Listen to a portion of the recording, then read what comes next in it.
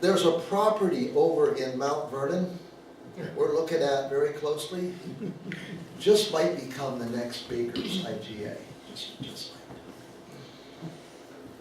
Well, you know, as I think, people have asked me, you know, Eddie, you know, what's like been the worst thing that's happened to bakers? Like what's been, well, of course, again, for Pop it was the Depression, for Gary and Terry it was that New Philadelphia store, but you know, it's been things like that, but we've been very fortunate. We haven't seen a major catastrophe at one of our stores. We haven't seen and we've been very fortunate and we're thankful for, well, that's not quite right. We came close to a catastrophe. I guess you could qualify it as a catastrophe. Back in 2004, the store in Scioto, it flooded twice within 10 days. Oh yeah, that was a mess. That was a mess. But again, we work hard, we get through what life throws at us. Now, somebody has also asked me before, Eddie, what's the greatest change you've seen in the grocery business? You've been around a long time. What's the greatest change that you have seen? Now that's an easy one. That's an easy one. It was when we went to self-serve, to a supermarket concept, where you came in and you got what you wanted. That was that. Now I'm going to tell you right now, people didn't like that. No. I can still remember people, well, what's all these carts for? You mean I have to get my own groceries? You're not going to help me? All the meat's already pre-wrapped now? You know, again, it was change. It was the way of the future. Once folks figured out that it was convenient, they could have better selection, they could get in and out. I mean, they adjusted. It's changed. Nobody likes change, but that's been a great thing. I don't like change sometimes. For example, I wasn't sure when we started this idea of scanning, you know, with the barcode. I wasn't sure about that. I really wasn't. It turns out it's great. I mean, it's better for inventory. You can get the people through the lines quicker. You can change, it's very easy to do a sale, just change the price in the computer. The stock boys love it. They don't have to change all those prices on all those packages all the time. No more those pile of sticker price tags, the high, something like that. They like that. So yeah, again, we've adjusted. We've adjusted to whatever comes along, and we've tried to do the best we could. Life's been pretty wonderful to Eddie Baker. It has been. I've always tried to take care of myself. I've always tried to do the best I could to streamline, to get the best effort, the best results for my efforts. People have said that Eddie Baker is honest to a fault. That's a pretty good way to be remembered, I have to tell you. I survived the Depression. I survived World War II in a POW camp. I've survived all the changes. Grocery business has been very good to the Bakers. Life's been very good to Eddie Baker. I have a wonderful, beautiful wife, 2 terrific sons, 2 amazing daughter-in-laws. Like I said, they're not daughter-in-laws, they're daughters. 2 wonderful grandchildren and 4 adorable great-grandsons. I mean, our line of Bakers, this line of the Bakers is going to be around for a long time. Let me tell you, the name's going to be carried on. So yes, life's been good to Eddie Baker. The grocery business has been very good to the Baker family, and we are all grateful for that. And we are grateful to all of our customers for all they have done for us. Life's pretty good for the Bakers. Good day.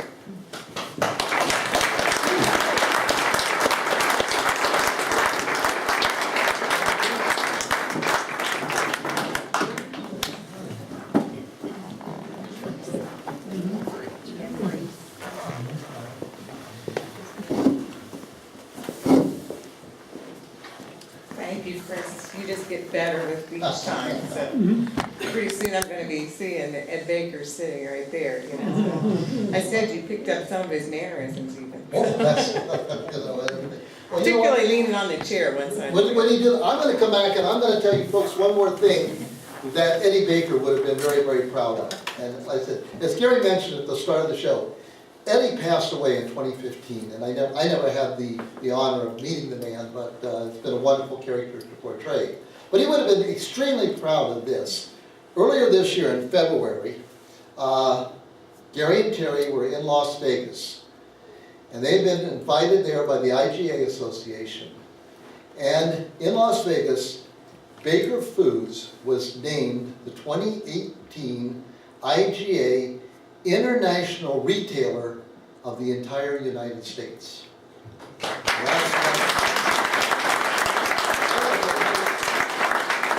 IGA gives this award. They give one international retailer for China, they give one for Australia, and they give one for the United States.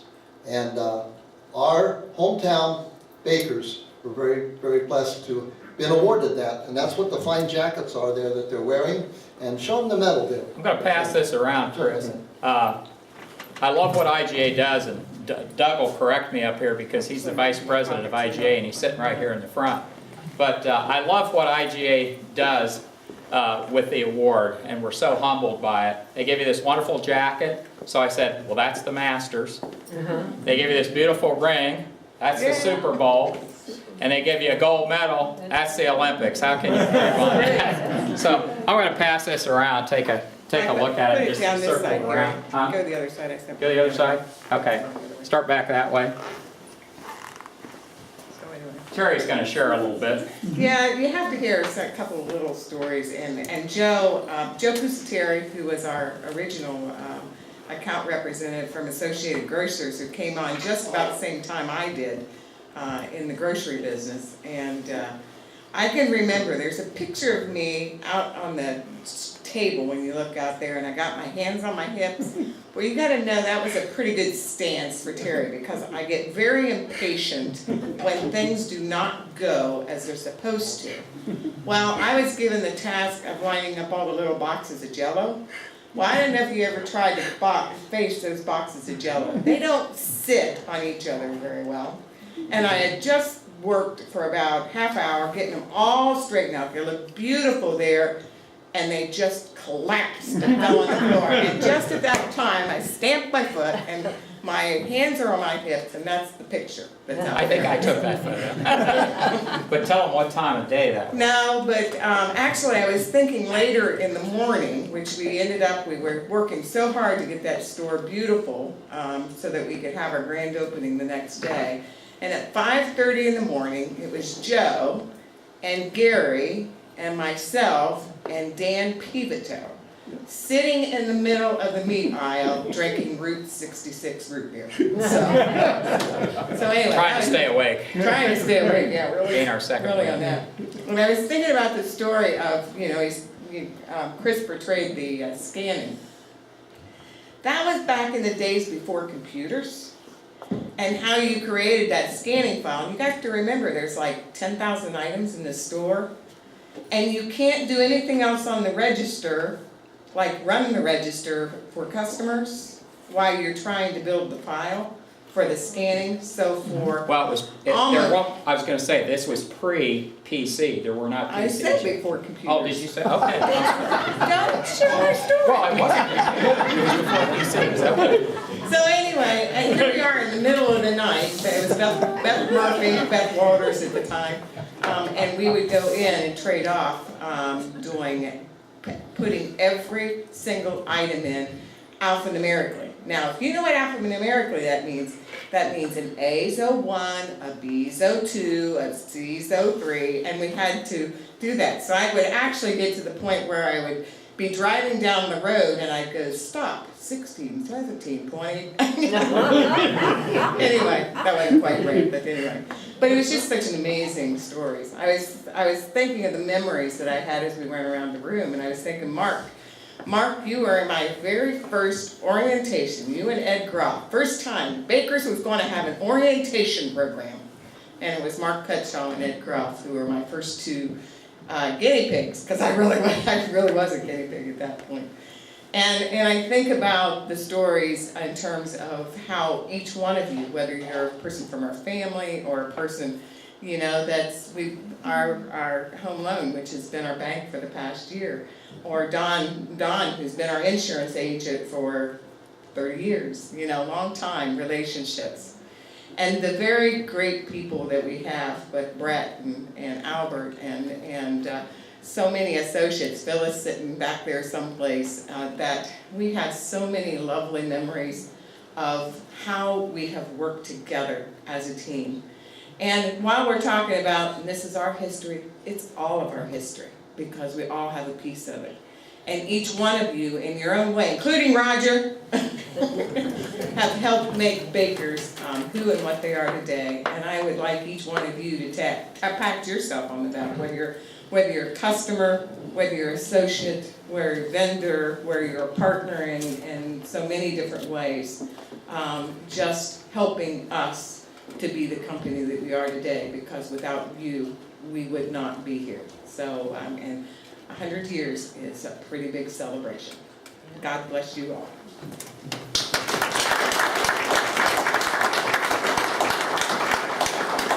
As Terry mentioned, as far as I'm concerned, you're all special guests tonight. And I try to get around the table and meet most of you. And I know most of you. And just a handful of folks I didn't know. And some of us we haven't connected in a very long time. But I do want to recognize anyone in the room tonight that is either a past or present Baker's Associate, anytime from 1918 forward. So would all of you that have worked for Baker's at any point in time please stand? Don Cutshaw. Mom has. Mom. Mom. Mom. Mother. Art Casey. Stand up. Past or present. Well, let's give these folks a round of applause.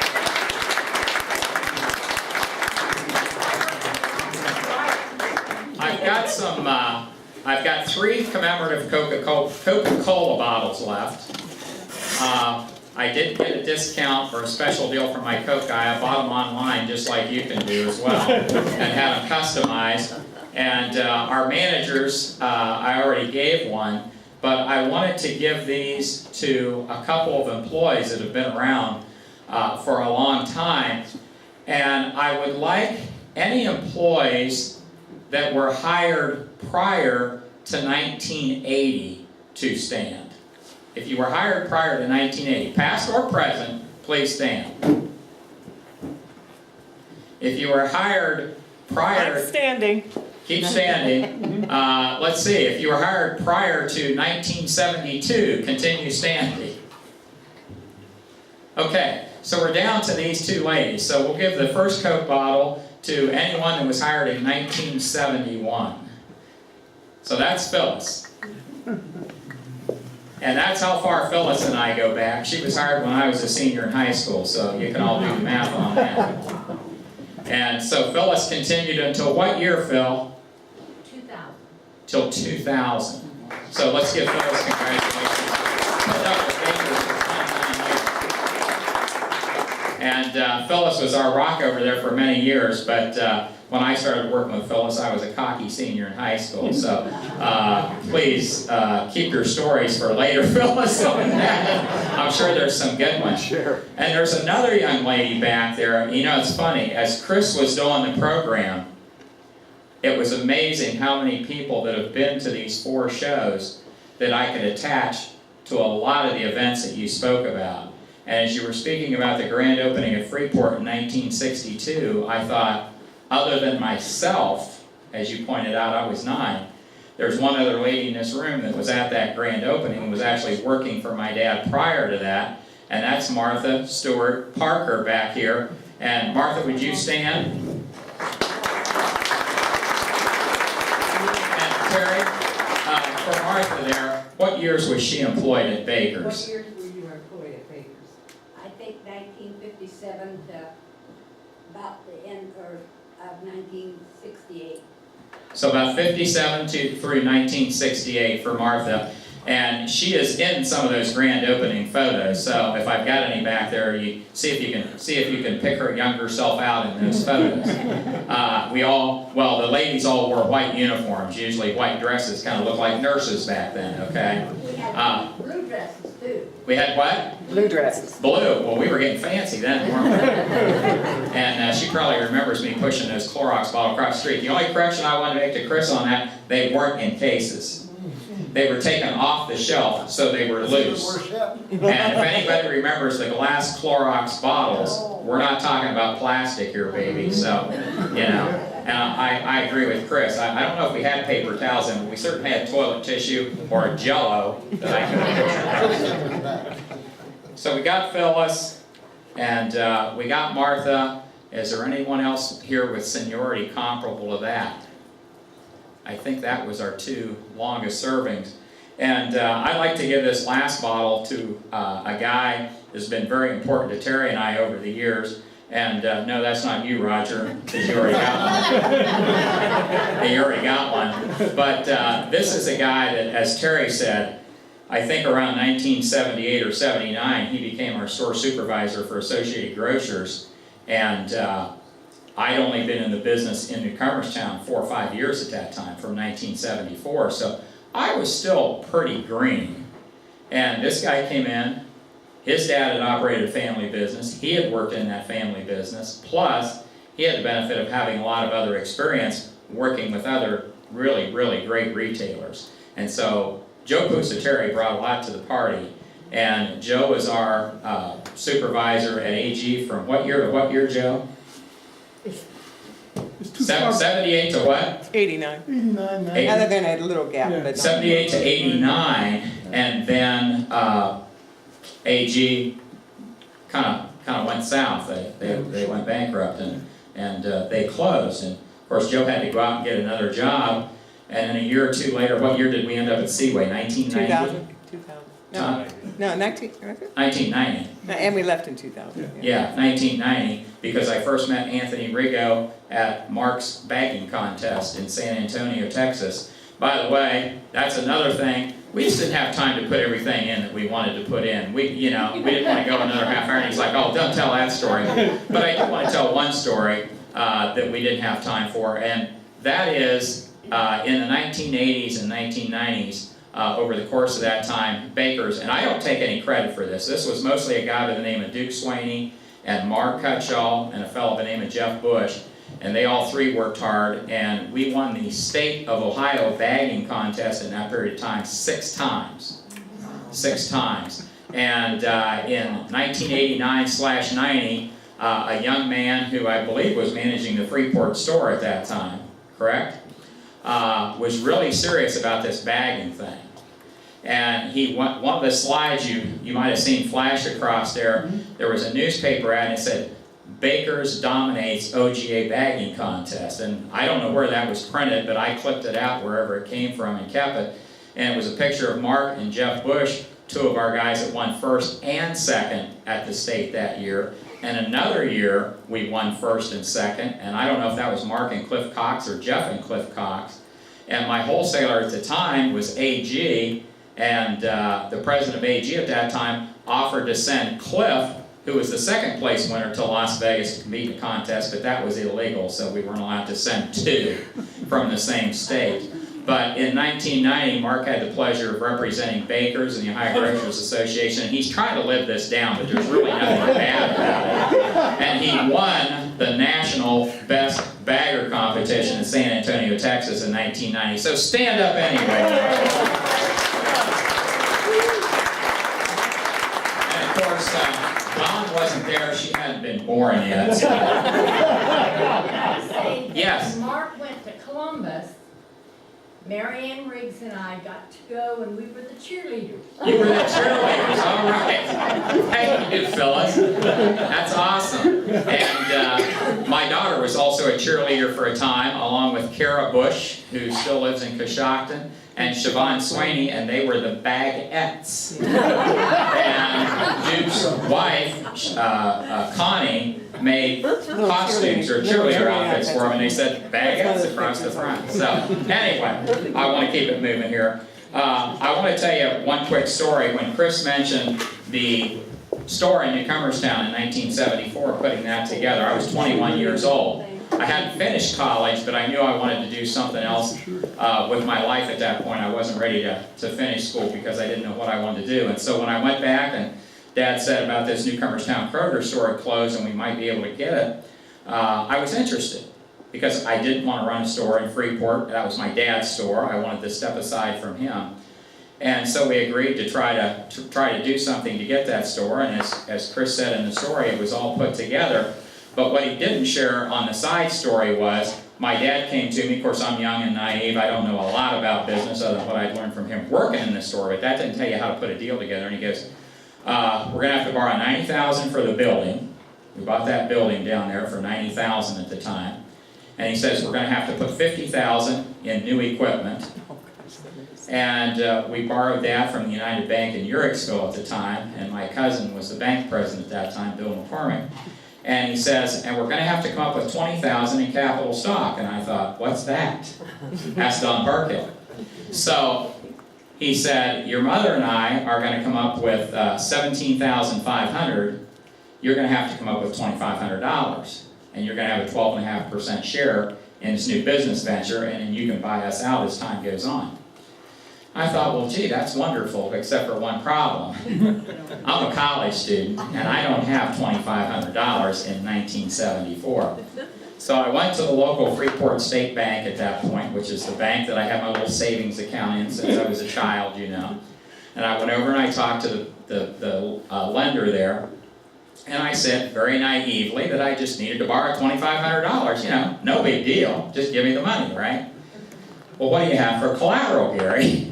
And I thought, well, my car's paid off. I think I had a 1972 Barracuda at that time. And he said, well, that's not bad. What else you got? I said, well, I have a really nice stereo. And he said, I don't want your stereo. Can you imagine that, Don? He didn't. It was Harman Kardon. I had Bose speakers. He didn't want my stereo. He said, do you have anything else? I said, well, you got me. That's it. That's all I got, all the assets. Well, he says, I'll have to think about this. I think I'm going to need a co-signer. Do you have somebody that could co-sign? And then he looks at me and he goes, like your dad. And I went, no, it's better that my dad doesn't know that I borrowed $2,500 to get started in the company. I prefer that he doesn't know that. So he goes, all right, let me think about it and I'll get back to you. Well, now, nobody's ever confirmed this, and my dad passed away. I never asked him. But I just kind of have a feeling in the back of my head that that banker called my dad. And here's the odd thing. My dad was on the board of directors of that bank at the time. I think he went to my dad and said, Eddie, your son came in looking for a loan. Really? How much? $2,500? Oh, that's odd. That's exactly what he needs to start the business in Newcomerstown. So my vision is that probably what happened is my dad didn't co-sign the loan, but he probably told the banker, I'll stand behind the loan. And if he ever defaults on it, let me know. Because I got the loan, and I don't think I should have. And he never defaulted. And I never defaulted. So, anyway, we got a couple gift cards. Terry, they're over there on the table if you want to grab them. And we're going to have a little quiz, just like at school. And we're going to see who's been listening. I should exempt John Baker because he's here from the Times Reporter, and I'll bet $1 he's taken copious notes and probably knows everything. And by the way, ironically, in a twist of fate, when John and I were talking about doing this for the 100th anniversary, we discovered that we are cousins. Oh my God. Second cousins. Our grandfather, my grandpa in that picture, and his grandpa Earl were brothers. Okay? And once he said he was a baker from Denison, I knew we were related. So that's awesome. So John's a writer for the TR, and that's why he's here tonight. But let's give 3 $10 gift cards out, Terry. Go down about halfway so you can see who answers this first. And here's what I want to know. I want to know, Hilliard & Baker General Store opened in Denison, Ohio. You know what year, so I'm not giving you that. But there were 2 streets. It was on the corner of 2 streets. What are they? I think I heard Phyllis back here. Jewett Miller Avenue. All right, there's one. Now, let's see. Where's Chris at? Did you tell when I got my first paycheck? No, I did not. Okay, They I give can't- you a paycheck? Huh? They give you a paycheck? Yeah, I know, it's I weird. know, go figure. No, that Okay, was in there. well, I can't ask that question. You could ask the one about the POW. Yeah, The number? yeah. Okay. Yeah. All right, Chris mentioned two numbers there, and you know, one has a letter and a number, and the other has a letter or a number and a letter first. What are those letters and numbers of the prison camp and the plane? B-17 and 17B. There you go. There you go. And that is a coincidence. He wasn't making a mistake when he said B-17 or 17B. That's exactly correct. While we're talking about that, if you want to watch two really good films that would represent the story, and I've tried to watch them all over the years it's been out there, I think without question the best film about my dad's time in prison camp is the movie Stalag 17, which is, believe it or not, based on what happened there. Now, it's not just based on my dad's story. There are 5,000 other American flyers in that prison camp, as well as Poles, Serbs, and some Russians, I believe. But anyway, the point is, if you really want to get a picture of that, the film came out in 1953, it was directed by Billy Wilder, and William Holden won the Academy Award for Best Actor. And I won't tell you how it ends, because it's a killer ending, man, and I've watched it 50 times, and I still get psyched at the end. And a young Peter Graves, who we would later see in Mission Impossible, is in that film. And the commandant is a guy that some of the older folks in this room will remember, Otto Preminger, who became a great director, a Hollywood director. So it really was a great cast in that film. And there are stories in the film that are true that we didn't have time to share tonight. So if you want a real good thing to watch, that and the Memphis Belle, because the Memphis Belle gives you what it was like on a B-17, being shot at, returning fire, dropping bombs, completing a mission, etc. And of course, they completed 25 missions. And one last thing, I'm sorry, I can't shut up. The Memphis Belle has been completely restored. Completely restored. They've worked 10 years on this, and it's in Dayton at Wright Pat Air Force Base.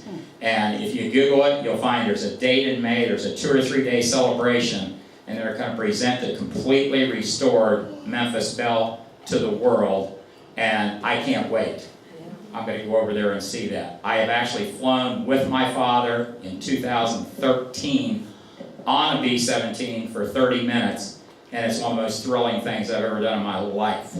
And my dad loved every minute, and it was 70 years within a month of the date that he was shot down that we took that. The Yankee Lady was the name of this plane, and it was one of only 10 B-17s that are still flyable. The Belle's going to be flyable. I don't know that they're going to risk flying her, but she's ready to go, and she's going to be at Wright Pat, and it'll be a trip worth making to go over and see that airplane again. Or see it, period. Okay, what do we got? One left, Terry? All right.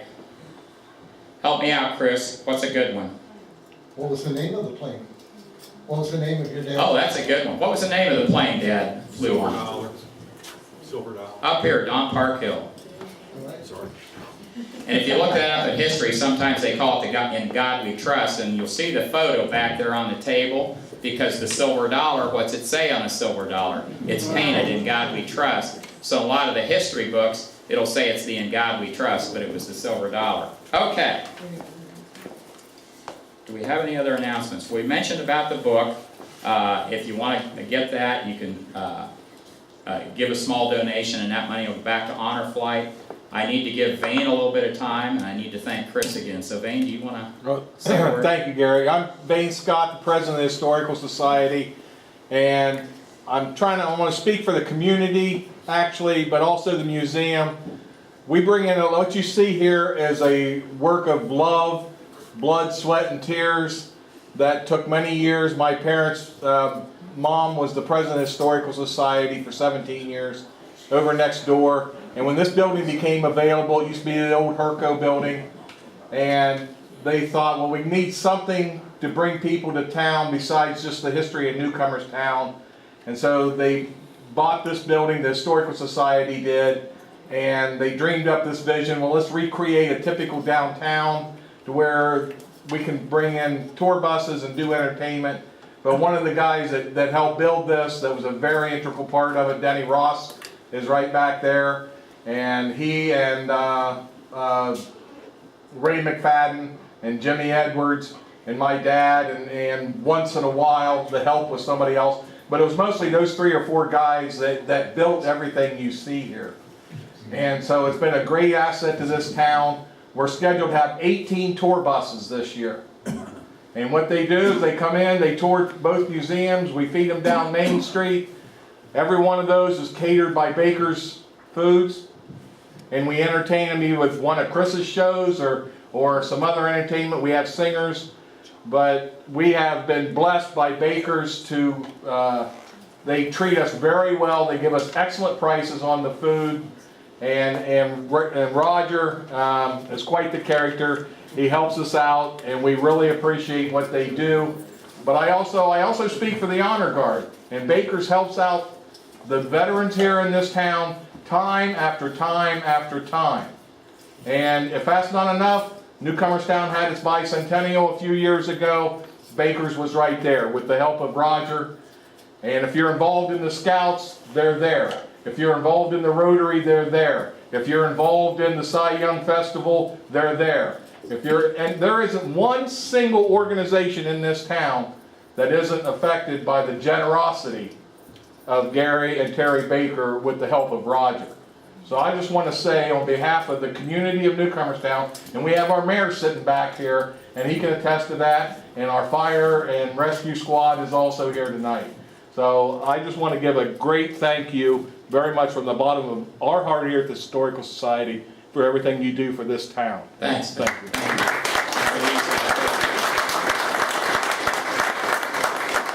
I want to introduce our mayor. He's back there. Pat, would you stand a second? What a wonderful job Pat has done with our little town. Doug, I don't know if you've met Pat, but John Ross and Dave Bennett met Pat.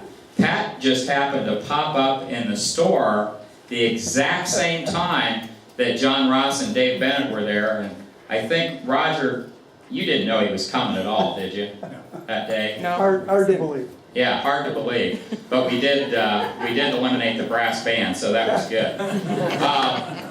One last thing, speaking of veterans, and then we have a special presentation that a gentleman's going to make. There's a gentleman in this room this evening. It's been a friend of mine for, I guess since 1974, 75. I joined the JCs, and this guy was on the JCs, and then we started doing things with the Cy Young Festival back then. He and I were members on the committee of the Cy Young Festival, and we brought little Lulu in to sing, and Denny remembers that.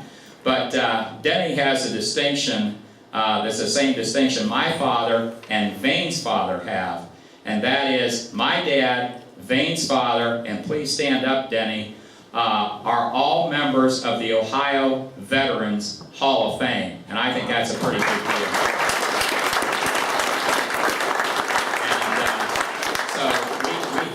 Denny and Vane and my dad and anyone else here that has served our country. We had a member of the Honor Guard last night, and so we've got a gentleman that wrote a song. I didn't know anything about it until 3 or 4 weeks ago. Roger, you should share the story. So you share the story and introduce John. John, do you want to come on up front here because you can't sing from back here? Second of all, I'm not going to talk as long as here.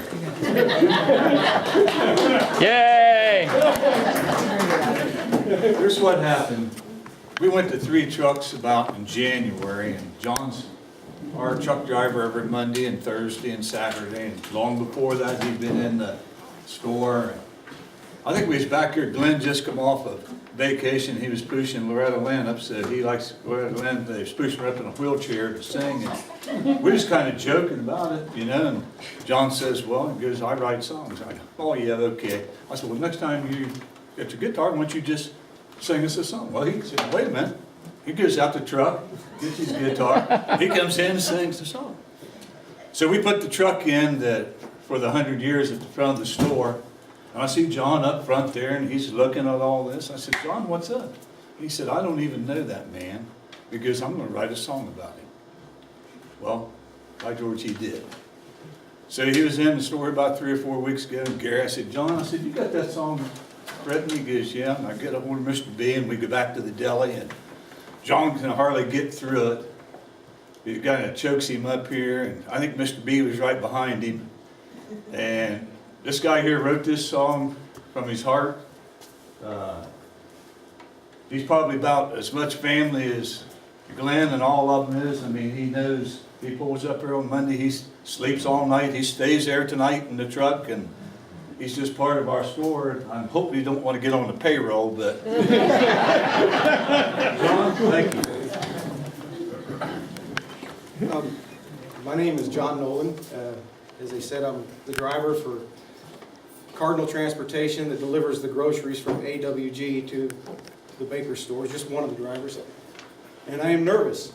I don't do this very often, and I don't like to sing behind the microphone because it's just awkward for me, so I hope you folks in the back can hear me okay. I'm going to try to do the best I can to make sure you can hear it. But from day one when I came into the